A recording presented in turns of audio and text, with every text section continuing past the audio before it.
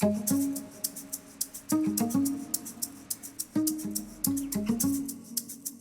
Mahindra XUV 300 didn't do quite as well as the company would have wanted it to, locally and internationally.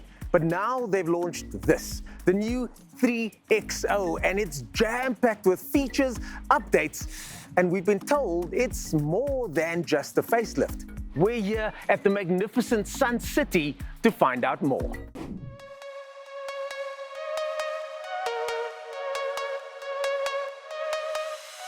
As you can see, our car has changed color, and that's because the new Mahindra is available in 8 different colors.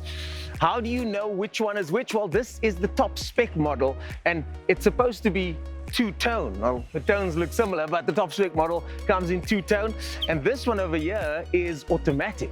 Incidentally, though, there are 2 automatics available for under 300,000, which of course in South Africa is the sweet spot. Now, if you're looking at that 300,000 Rand bracket, you're looking at Venue, Magnite, Kiger, Tigo, Starlet, and Franks. The MX-3 goes for about 295,000, and that one, according to Mahindra, is the sweet spot. All of the models come with ESP and 6 airbags, which means it's one of the safest cars out there.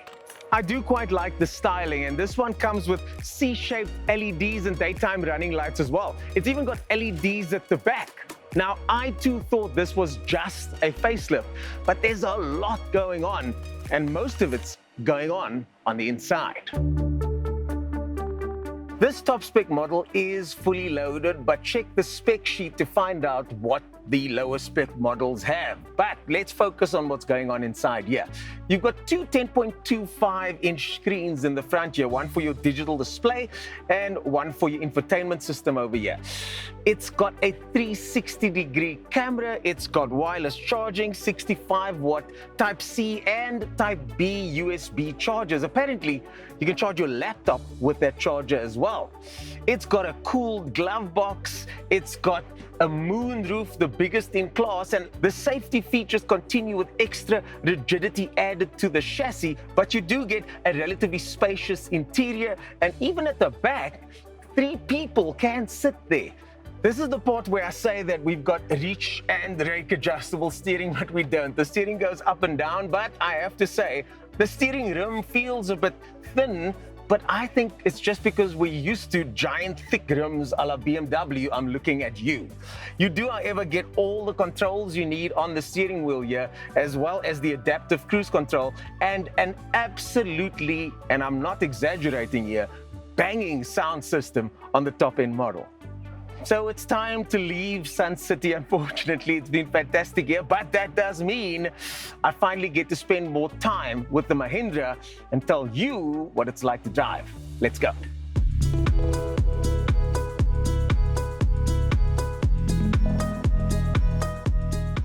So, what's it like to drive? Well, it's got a 6-speed gearbox, and it's not a CVT gearbox or anything lame like that. It's a regular automatic 6-speed gearbox, which feels really good. It's got a 1.2-liter turbocharged engine. It's got 82 kilowatts and 200 Newton meters of torque, and according to Mahindra, that 200 Newton meters kicks in at 1,500 RPM. So let's test it out, shall we? The speed picks up quite quickly, especially when you're looking at lower than 60 or 80 kilometers an hour. So I feel like the zipping around town is exactly what this car is meant for. Or in this case, zipping around Sun City. Mahindra claims that it's got dual dampening system something. What that means is basically the valves inside the shocks work in different ways depending on the type of bump you hit. What that translates to is a relatively comfortable ride.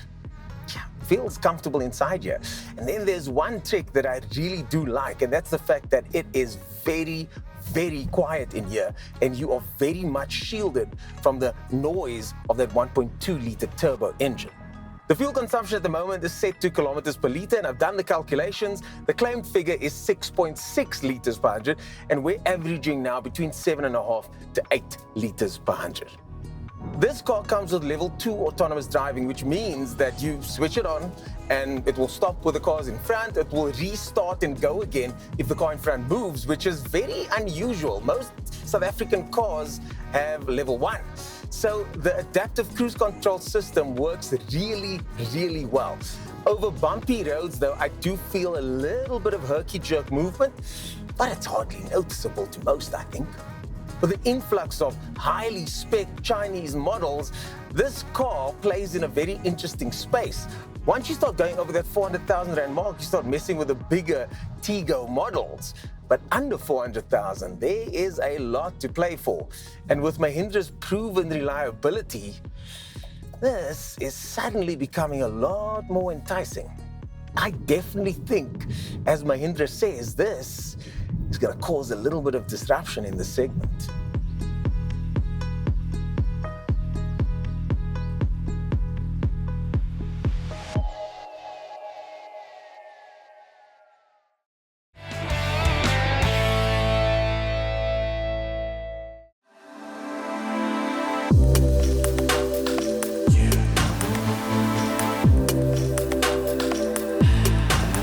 Welcome back to Ignition GT. Before the break, Ernest got better acquainted with the XUV 3XO, and now it's time to find out from our guests what they think of Mahindra's latest offering. Gents, you guys got to go away to Sun City, a fun road trip it was, I'm sure. Tell me a little bit about the car, what your experience was in it. Let's start with you. I was ecstatic, eh? It was a lot of driving, lots of, for my co-pilot, it was about 200 kilometers of stretch of road, so we split up quite nicely. Felt quite good, eh? Handling the bumps and those roads to Sun City feels, there's lots of potholes and all these things that you have to be mindful of. This car handled really well. That 1.2 liter turbocharged motor was very, very, very punchy, smooth, and I quite liked it, eh? Okay, and let's talk a little bit about, its looks. I mean, I'm sure before you even jumped in, you were like, oh, quirky little thing. What was your impression, Ellen? Okay, the word funky has to come into it, all right? But before we go there, the biggest thing they've done with the new model as moving from the 300 is the option of an automatic gearbox. Yeah. Because that's what was lacking before. Yeah. Now they've got it, and it's a 6-speed torque converter. It's not a CVT or anything else. Yeah. For people who, in this category, quite honestly, a decent CVT is more than acceptable. Yeah. But they've gone the whole hog, I suppose. And just explain that to me and some of our viewers. Is this replacing the 300? Is it coming just above or below it? It replaces. It replaces it. Yes. It's way more than just a facelift. It is a new model, but it's got similarities. Slightly bigger boot. Interestingly, the engine now 3-cylinder, not a 4-cylinder. Okay. But almost identical power outputs, 81 kilowatts, 200 newton meters. Yeah. Which is punchy for that sort of size engine. Performance is really in the upper level of that category of car.